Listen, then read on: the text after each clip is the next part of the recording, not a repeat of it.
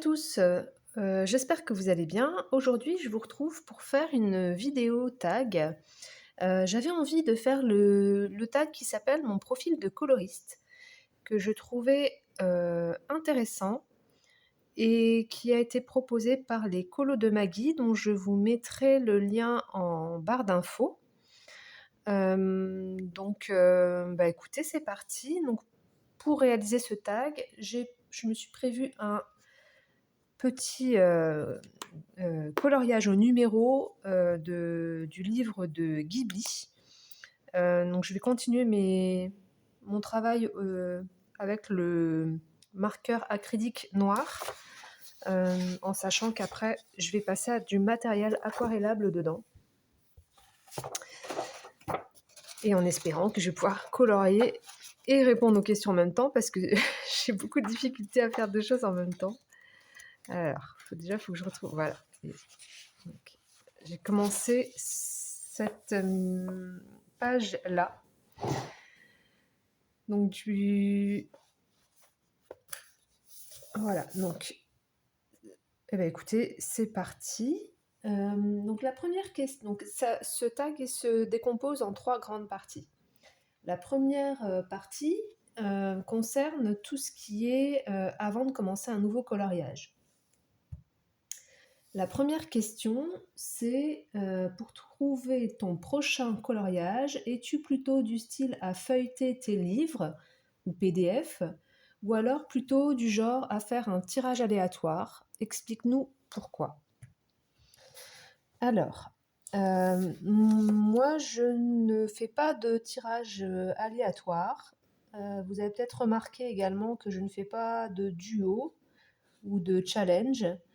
En fait, pour moi, je considère que le coloriage, c'est vraiment je dis coloriage, mais on peut utiliser des crayons de couleur, de la peinture, etc. Plein de matériels créatifs différents. Je considère que c'est vraiment un espace libre et je ne veux surtout pas avoir de pression par rapport à ce que je fais. Donc je ne fonctionne que au feeling.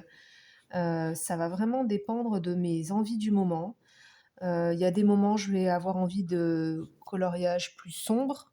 Donc dans ces cas-là, je vais me tourner plus vers les Mythogoria, plus vers les Kerbirosanes. Des fois, je vais avoir besoin d'un peu plus de légèreté. Donc dans ces cas-là, je vais me tourner plus vers des choses du style R.J. Hampson, où là, il y a beaucoup d'humour en fait dans ces illustrations. Donc, personnellement, moi, je fonctionne comme ça en fait. Il n'y a pas de tirage aléatoire, il n'y a pas de challenge, il y a pas de, je ne me mets pas de limite. C'est vraiment au feeling, suivant mon humeur du moment, ce que j'ai envie de faire. Donc, je feuillette mes livres et je vois ce qui me parle, ce que j'ai envie de mettre en couleur, suivant mon humeur du moment. Et c'est pour ça que j'ai aussi beaucoup d'encours parce que certains jours, je vais être très attirée par quelque chose de, voilà, du type R.J. Hampson, donc quelque chose d'assez humoristique et ludique. Et puis par moments, je vais avoir envie de quelque chose de beaucoup plus sombre. Et en fait, j'écoute mes envies et je navigue comme ça d'un coloriage à l'autre sans avoir aucune règle préétablie. Donc voilà pour la première question. La deuxième question, alors, as-tu une préférence pour un style d'illustration? Nature, portrait, intérieur, marin, etc. C'est un petit peu, ça rejoint un peu la première question. En fait, j'ai pas à proprement parler de préférence. Ça dépend vraiment de mon envie du moment. Donc, je suis quelqu'un qui change énormément. En fait, par rapport à ma vie créative, entre guillemets, ça part dans tous les sens et ça bouge en permanence. Et donc, ça varie en permanence. Parfois, dans le même après-midi, je vais passer d'un truc à l'autre. et ça me pose aucun souci. En fait, je fonctionne comme ça, donc du coup, j'ai pas à proprement parler, un style d'illustration, de prédilection. J'aime beaucoup, tout ce qui touche, l'imaginaire, donc tout ce qui peut me faire, voyager dans l'imaginaire, donc les mondes fantastiques, les dragons, tout ce qui a trait au monde, imaginaire, ça j'adore. J'aime un petit peu moins, tout ce qui va être, scène d'intérieur, scène, hyper réaliste, ça j'apprécie un peu moins. Je suis moins à l'aise avec ça. Les fonds marins, j'aime bien, mais en fait, je maîtrise pas, l'effet que j'aimerais donner, donc du coup, j'ai un petit peu du mal à y aller, en fait, par rapport à tout ce qui est fonds marins et cetera. Donc voilà. Par contre, il y a quelque chose que j'aime pas, enfin, que c'est pas quelque chose que j'aime bien quand les autres le font, mais moi, je ne le fais pas parce que ça ne m'attire pas. Ça va être tout ce qui est, univers, Disney. Ça c Ça ne m'attire pas du tout, et tout ce qui est, actuellement, il y a énormément de sorties de livres cosy colo, et là, c'est pareil, ça m'attire pas, mais alors, du tout. J'ai déjà vu des mises en couleur qui étaient sympas sur les cosy colo, mais moi, ça ne me tente pas du tout, en fait. C'est trop, comment dire? Je vois pas t En fait, j'ai du mal à me projeter par rapport à quelque chose de créatif. Donc je vois pas comment je peux transformer, en fait, par exemple, pour le cosy colo, pour moi, ce serait intéressant si j'amène ma patte créative dessus, et je vois pas trop comment je pourrais faire ça, au jour d'aujourd'hui. Donc pour l'instant, ça m'attire pas. Ce qui veut pas dire que j'en ferai jamais, parce que, bah, on évolue. Donc par exemple, pour tout ce qui est, univers, Disney, j'ai quand même un livre, heu, d'univers Disney, qui se trouve dans mon bureau en haut, qui est un livre sur, Peter Pan, mais j'ai pour projet de pas le faire, comme du Peter Pan, classique, en fait. Donc je l'ai acheté, je sais que je vais en faire quelque chose, mais ça va pas être du quelque chose de traditionnel avec les couleurs, habituelles, et cetera. Et pour l'instant, je l'ai pas encore entamé parce que justement, je me sens pas, encore assez d'attaque pour pouvoir l'entamer. Donc voilà par rapport aux préférences. Ensuite, troisième question. Tu es plutôt coloriage long et détaillé ou plutôt coloriage rapide? En fait, comme je vous le disais précédemment, la question ne se pose pas dans ces termes-là, pour moi. Ça va vraiment être, qu'est-ce que j'ai envie de faire? Par exemple, si j'ai envie d'un truc où, j'ai pas envie de travailler énormément, ma technique et tout, bah, je vais peut-être être amenée à faire plus de matériel, aquarellable. Heu et à contrario, les moments où j'aurais vraiment envie de quelque chose d'un peu plus «méditatif» entre guillemets, bah, je vais peut-être plus me tourner vers du crayon de couleur en couche par couche. Hem, Après, dans les illustrations, il faut pas que ce soit non plus trop, trop, trop détaillé. Par exemple, les livres de Johanna Basford, par moments, c'est un peu trop détaillé. Il y a trop de petits bidules, et quand il y a trop de petits bidules, ça a tendance à me rebuter. Faut pas qu'il y en ait trop non plus. En fait, il faut qu'il y ait un bon équilibre, et ça va vraiment dépendre de mon envie, du moment. Donc je calcule pas le temps que je passe sur, une illustration. En fait, je fonctionne vraiment, au coup de cœur et suivant le moment. Donc bah, mon coup de cœur d'aujourd'hui, par exemple, si je commence cette page-là, bah, peut-être que dans 1 heure, ça me plaira plus et je passerai à autre chose. Peut-être que demain, je ferai autre chose. Enfin, vous voyez, C'est plus comme ça que je fonctionne, en fait. C'est vraiment, suivant ce que j'ai envie de faire, dans la journée. Est-ce que j'ai envie d'utiliser mes crayons de couleur ou de faire de l'aquarelle? Est-ce que j'ai envie, de voilà, ça va être plus être dans ces termes-là que je vais réfléchir, en fait. Ensuite, heu, te prépares-tu une série, vidéo, musique et cetera pour ta session colo? Ou es-tu plutôt à préférer une session dans le calme? Alors, bizarrement, ça peut sembler contre-productif, je vous promets que moi, ça me détend. En fait, moi, je suis une adepte des podcasts, donc j'écoute beaucoup de podcasts, je regarde beaucoup de vidéos YouTube, j'écoute beaucoup de podcasts, mais j'écoute en coloriant, j'adore écouter des podcasts de true crime et surtout de nos amis québécois. Donc ça c'est mon petit plaisir. Alors celui que je préfère entre tous, c'est le podcast, de Distorsion, où c'est, 2 gars, qui font du coup du true crime, mais pas que en fait. Et en fait, ils racontent des histoires et il y a toujours un lien avec les traces numériques et j'adore ça. Je sais pas, je suis fan de ce podcast-là.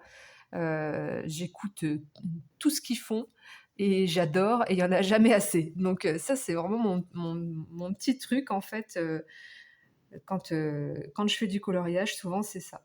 Quand, je vais faire par exemple, de l'aquarelle ou de la peinture ou du dessin, j'écoute pas de podcast. Je vais peut-être plus écouter de la musique ou rien du tout. Mais par contre, quand je fais du coloriage, c'est très, très souvent que j'écoute des podcasts, donc j'écoute, Distorsion, mes préférés, c'est Distorsion. Ensuite, il y a, Crime glacé que j'adore, que c'est deux filles, québécoises aussi, qui sont adorables et je trouve qu'elles font du très bon travail. En français, j'aime bien Homicide. Je trouve que c'est intéressant également. Je vous mettrai les liens, en barre d'informations. Il y en a d'autres, hein, j'en écoute d'autres, et après j'écoute aussi des choses, peut-être un peu plus entre guillemets, «sérieuses», donc ça m'arrive d'écouter des podcasts sur, tout ce qui est phénomène de société, sociologie, économie, heu, j'ai écouté par exemple aussi toutes les auditions d'enquête, l'affaire Betaram. Donc ça, j'ai tout écouté en faisant du coloriage et je sais pas, en fait, les 2, ça calme mon esprit et ça fait que ça me pose, en fait. Parce que je suis quelqu'un où ça a tendance à vite partir de tous les côtés dans ma tête, donc du coup, ça permet, de calmer à la fois mes mains et à la fois ma tête et ça me fait du bien. Donc voilà, voilà. Donc ensuite, la deuxième partie concerne lors de la mise en couleur. Es-tu plutôt, donc première question, es-tu plutôt une seule gamme de crayons ou plutôt du style à mélanger et utiliser différents médiums et techniques dans tes colos? Alors, je est-ce que j dans les toutes premières mises en couleur, j'utilisais qu'un seul médium, quasiment, parce que je n'avais que ça. Donc, les toutes premières, mises en couleur, là je l'ai pas, ça se trouve en haut donc, mais, j'ai fait des coloriages de Johanna Basford entièrement au Albrecht Dürer, par exemple. Mais, depuis, en fait, depuis que je me suis mise, au coloriage pour adultes, je mélange tout, en fait, et alors je mélange tout, de plus en plus. C'est-à-dire qu'en fait, avant je mélangeais, crayon de couleur aquarelle, feutre, aquarelle, machin, tout ça et maintenant, en fait, je mélange mes gammes de crayons de couleur entre elles. Donc, dans un même élément, je peux très bien mettre du Pablo, du polychromos. Alors souvent, par contre, j'essaye de respecter, le médium. C'est-à-dire que, je vais pas mélanger, par exemple, du polychromos avec du Casteller Supplies. parce que le Castelar Supplies, c'est des crayons à la cire, et les Polychromos, ce sont des crayons à base d'huile, donc du coup, ça va pas bien se mélanger ensemble. Mais sinon, si c'est les mêmes liants et tout, je mélange en fait. Et comment dire, je mélange systématiquement. Je fais rarement quelque chose avec un seul médium. Dans ma dernière vidéo, vous avez pu voir le... Comment ça s'appelle là, mon genre de singe gorille du mythe et légende. Celui-ci. Où là j'ai fait en grande majorité avec les crayons de couleur Faber-Castell Black Edition. Mais c'est très rare parce qu'en fait, quand je l'ai fait, j'avais que ça. Et j'avais pas d'autres crayons. Donc du coup, j'ai utilisé ça parce que je n'avais que ça sous la main. Et dès que j'ai récupéré d'autres crayons, bah, j'ai continué, mais avec des Derwent Intense, par exemple. Mais c'est vraiment, c'est très rare. Généralement, je mélange tout, du crayon, de l'aquarelle, du stylo gel, du feutre, enfin...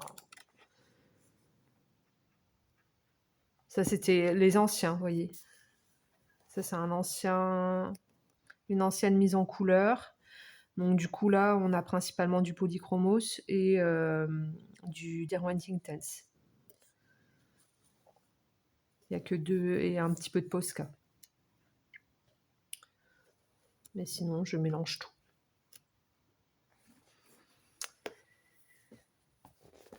Voilà pour cette question. Ensuite, es-tu du genre à chercher des combos, les tiens ou sur les réseaux, ou plutôt du genre à te laisser porter? Moi, je ne fonctionne pas du tout avec des combos. En fait, comment je fonctionne, comment vous expliquer? Bon, par exemple, je vais vous montrer un coloriage que j'ai fait dernièrement, dont vous verrez certainement la mise en couleur après cette vidéo. Donc celui-ci. En fait, bon, j'ai commencé par le fond et ensuite, je suis partie sur les tentacules. Et les tentacules, je me suis dit, bah tiens, j'ai envie d'utiliser des couleurs que j'utilise pas d'habitude. Donc j'ai regardé les crayons que j'utilisais pas d'habitude et j'ai pris ceux-là. Et j'ai mixé en fait ces crayons-là. Donc c'est vraiment de façon totalement instinctive et voilà, c'est ça, c'est instinctif et sans trop réfléchir en fait. Donc je n'ai jamais de combo. Donc là, bah, c'était du jaune doré avec je sais pas comment on peut appeler ça, du rouge très très foncé. Bon bah voilà, bah, j'ai pris ça et c'est très bien. Et voilà quoi, vous voyez, j'ai pas de combo à proprement parler. Du coup après j'ai continué à mettre en couleur. Et là, j'ai repris du jaune parce que je me suis dit: «Bah, il y a du jaune là, bah, je vais reprendre du jaune». Mais je ne réfléchis pas du tout en fait, à ce que je vais mettre comme couleur en fait. C'est vraiment, instinctif et mon coloriage se construit, au fur et à mesure. C'est très, très rare, que j'ai, une idée vraiment précise, en tête. Donc très souvent, ça se construit au fur et à mesure, suivant mon envie du moment, suivant les crayons de couleur que j'ai envie d'utiliser. Donc j'ai pas de combo du tout. Jamais. Voilà. Ensuite, en ce qui concerne ton inspiration, d'où te vient-elle? Ah, ça, c'est une grande question, l'inspiration.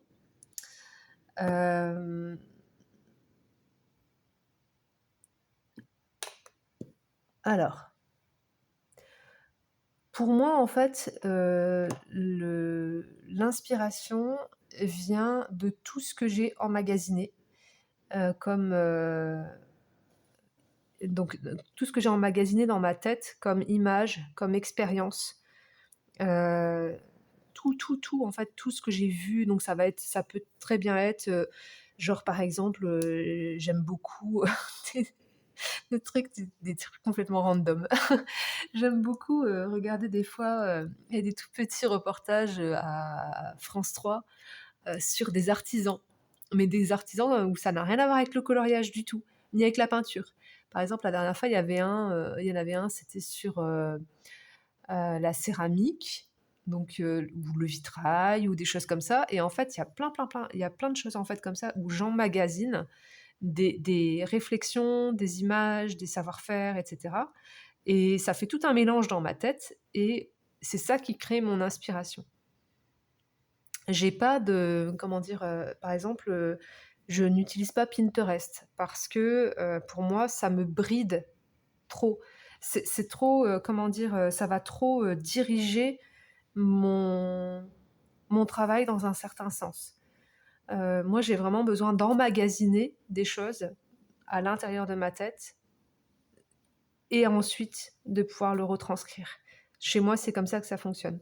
Donc mon inspiration, bah, ça me vient, de ce que je vois, comme, vidéos. Parce que je regarde beaucoup de vidéos, mais de tout style, différent, en fait, hein, il y a pas que du coloriage, il va y avoir de la peinture, il va y avoir voilà, par exemple, il y a un très bon,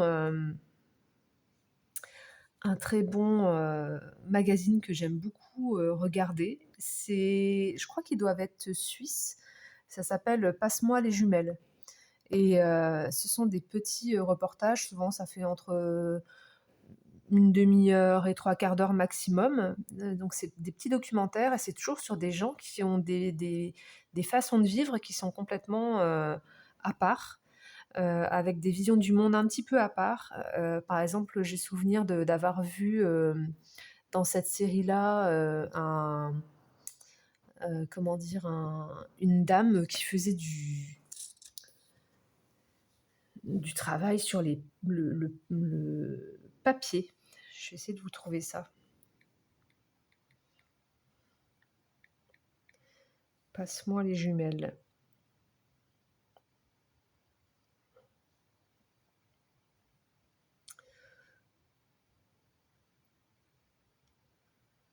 Ils sont suisses, donc c'est bien ça. Ils sont suisses. Donc par exemple, dans les reportages qu'ils proposent, bah, vous en avez un, il fait son pain au levain. Bah, ça n'a rien à voir avec le coloriage, ça n'a rien à voir avec l'art, mais en fait, dans sa façon de voir les choses, dans sa façon d'appréhender les choses, bah, il y a des choses, en fait, qui me parlent, et ça me nourrit, en fait, ça m'inspire. Vous avez des choses un peu plus, artistiques, par exemple, qu'est-ce qu'on a comme truc artistique? Heu, tac, tac, tac. Par exemple, vous avez celui-ci, Christophe Kiss sculpte et construit de merveilleuses marionnettes, tailleur de rêve. Vous voyez, ça dure 14 minutes. Vous avez, donc des fois, vous avez des conteurs, et je trouve que c'est toujours, par exemple, celui-ci, dessin nomade, illustrateur itinérant. Vous avez un mec, qui répare des horloges, des choses comme ça, et en fait, dans ces petits documentaires-là, vous avez des gens avec une vision du monde, que je trouve très, très intéressante, très, poétique, et ça moi, ça m'inspire beaucoup, et en fait, quand je vois ce type de reportage, après, ça me donne envie de faire des trucs, ça me donne envie de peindre, ça me donne envie de dessiner, ça me donne envie de colorier, et ça voilà. Moi, j'emmagasine ce genre de choses, et après, ça se retranscrit dans mes mises en couleur ou dans ma peinture, ou celui-là était, vraiment très intéressant, Danielle Jacqui, une artiste singulière, inclassable. Le truc, ça s'appelle «Celle qui peint», et c'est l'histoire d'une dame, qui n'arrête pas de peindre, en fait, c'est intéressant. Je vous mettrai le lien aussi en barre d'infos. Ça s'appelle, «Passe-moi les jumelles», et c'est ce genre de choses, en fait, qui me nourrit, qui nourrit ma créativité, en fait. Ensuite, par quoi commences-tu ton coloriage et explique-nous pourquoi? Alors, moi, je commence quasiment tout le temps maintenant. Avant, je ne le faisais pas, mais maintenant je fais comme ça et c'est plus agréable pour moi. Je commence par le fond. Pourquoi? Parce qu'en fait, au début, quand, je connaissais pas trop, enfin voilà, je savais pas trop comment appréhender mes pages et cetera. Je commençais d'abord par mes éléments et puis, une fois que par exemple, je vais faire, ce personnage et j'adore ce que j'ai fait et je me dis: «Bah, maintenant il y a le fond» et là, ça me mettait une pression parce que je me disais: «Mais si je foire le fond, je peux tout recommencer quoi, ça va être n'importe quoi, ça va pas être beau» et cetera et maintenant, en fait, je fais différemment. Maintenant, en fait, je commence par le fond, comme ça, je peux adapter mon élément principal au fond.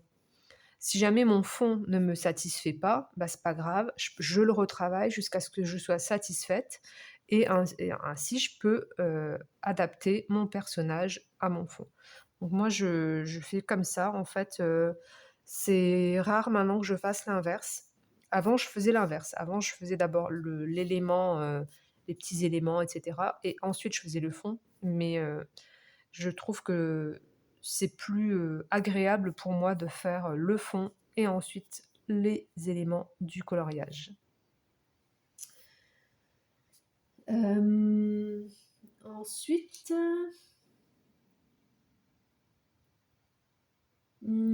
qu'est-ce que tu préfères mettre en couleur sur ton coloriage? Le fond ou les petits éléments? Bah, en fait, c'est tout parce que comme je vous expliquais, le truc c'est que, heu je fonctionne vraiment, à ce que j'ai envie de faire. Donc, genre par exemple, là, j'ai mis ça en couleur. Si maintenant, voilà, j'ai fait ça 5 minutes et j'en ai marre, bah, je vais passer à autre chose. Donc en fait, je me lasse pas et je peux très bien passer à autre chose, passer à des petits détails ou passer à de l'aquarelle ou passer, en fait, je virevolte d'un truc à l'autre en permanence. Heu, donc j'ai pas forcément de préférence. Il y a des moments où je vais préférer être concentrée sur des petits éléments, donc je vais prendre un truc où il y a des petits éléments et le mettre en couleur et des moments où je vais préférer faire un grand fond et auquel cas je vais prendre un grand fond et le mettre en couleur. Donc j'ai pas à proprement parler de préférence, ça va vraiment dépendre de mon humeur du moment, en fait. Combien de temps mets-tu en moyenne sur ton coloriage? Heu, eh bien écoutez, je n'en sais strictement rien du tout. En fait, j'essaye de colorier un petit peu tous les jours, parce que, ça me canalise et comment dire? Ça me permet en fait d'avoir une activité où je vois un truc qui avance, où je vois que je fais quelque chose, où j'ai l'impression à la fin de ma journée d'avoir fait quelque chose. Donc je colorie, quasiment tous les jours. Sauf, quand je suis en vacances, là je colorie pas parce que je n'amène pas mon matériel avec moi. Mais donc, du coup, bah, par exemple cette page ici, je sais pas combien de temps je vais mettre pour la faire puisque là j'ai commencé, je sais pas quand est-ce que je la reprendrai. Je sais pas, enfin vous voyez, j'en sais rien du tout quoi, je prends un coloriage, je vais le commencer et il se peut très par exemple celui-ci là, celui de R.J. Hampson, celui-là, oups! Je crois que j'ai dû le commencer il y a une semaine peut-être? Peut-être même plus?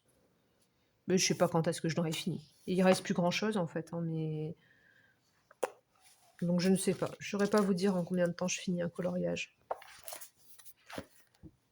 Pour moi, la question, se pose pas en fait, moi ce qui m'intéresse c'est le processus donc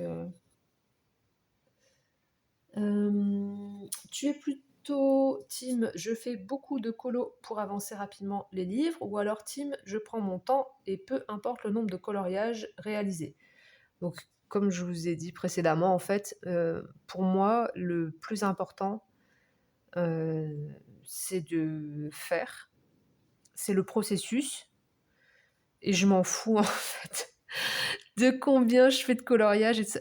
Mais je m'en fous, mais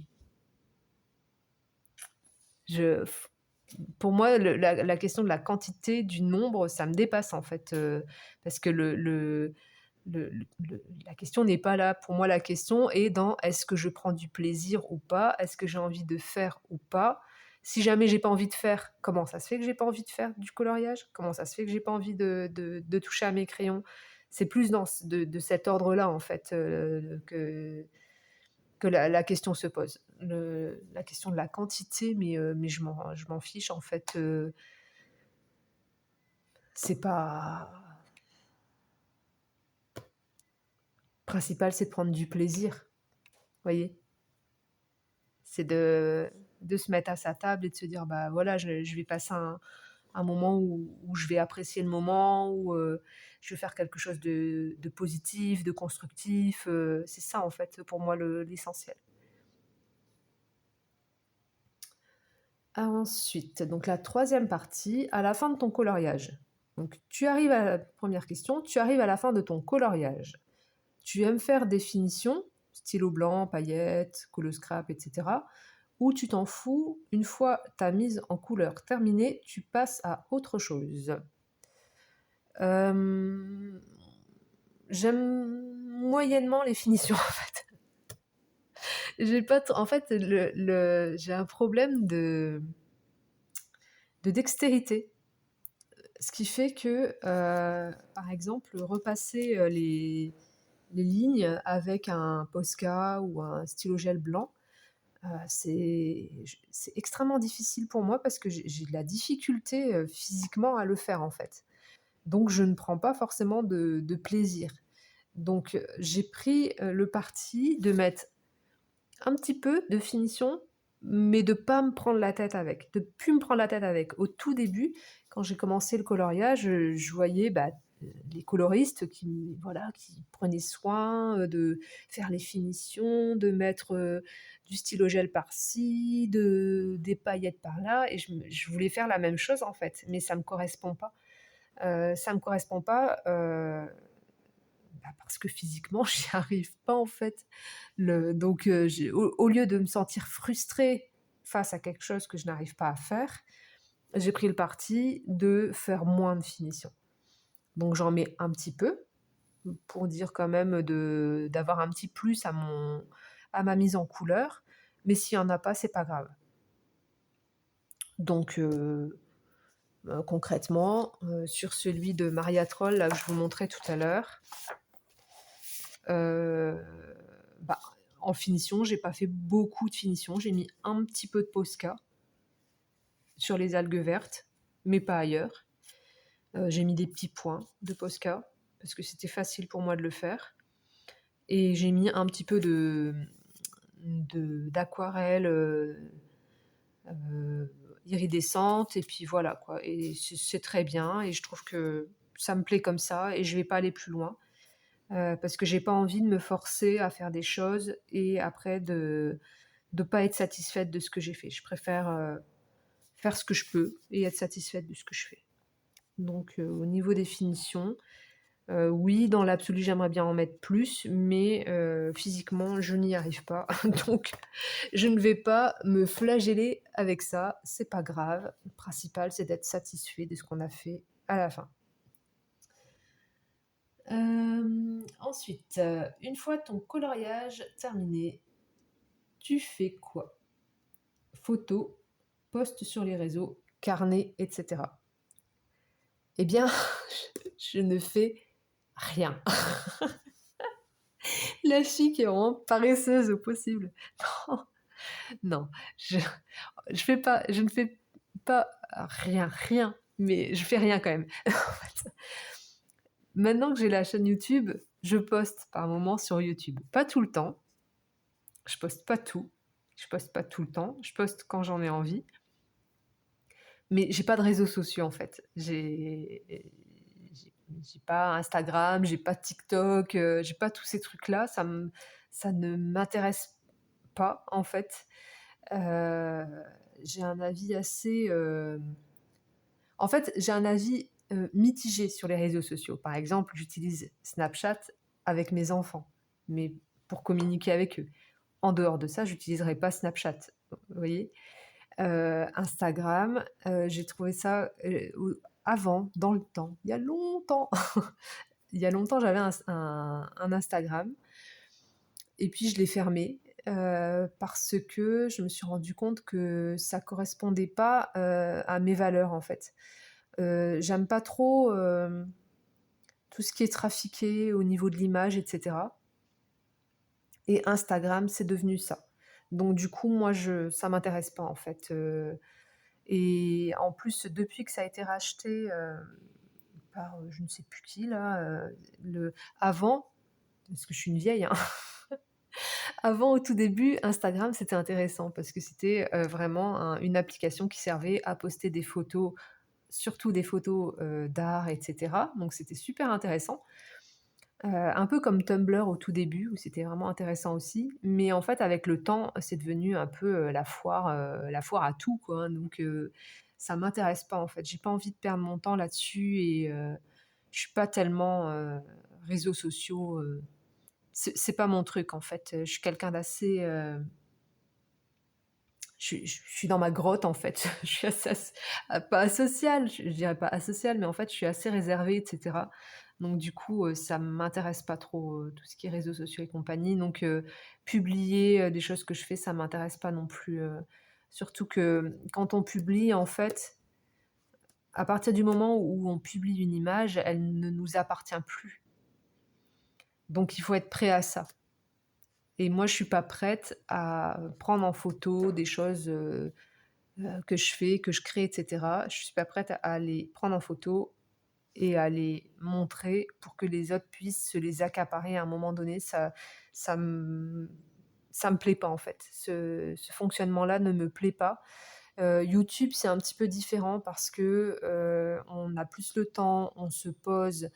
On peut avoir des explications, genre par exemple, si je regarde une vidéo de quelqu'un qui fait du coloriage, bah, la personne elle va nous expliquer comment elle fait, comment elle procède et cetera. Donc ça, je trouve que c'est beaucoup plus intéressant et ça permet, de booster justement, son envie créative, sa créativité et cetera. Voir des images pour moi, non, c'est pas quelque chose qui me plaît. Publier des images non plus. Je suis quelqu'un d'assez réservé, donc c'est pas mon truc. Donc quand j'ai fini un coloriage, en fait, la seule chose où je peux dire que je fais quelque chose, c'est qu'en fait, systématiquement, je note la date. Donc je note le mois et l'année à laquelle j'ai fait et c'est tout. C'est tout ce que je fais. Et puis bon, bah, maintenant avec la chaîne YouTube, des fois je publie le process, mais pas systématiquement en fait, donc voilà pour cette question. Et la dernière, question, c'est comment te définis-tu en tant que coloriste? Hem, Bah, écoutez, je pense que je suis une coloriste en perpétuelle évolution. Heu, j'ai beaucoup, beaucoup, beaucoup, beaucoup, beaucoup de choses à apprendre encore. À, j'ai enfin, je suis un bébé coloriste, en fait. Moi, je me considère comme un bébé coloriste et comme un bébé artiste. Parce que ce qui m'a précédé, et cetera, c'est tellement énorme que je suis un tout petit bébé.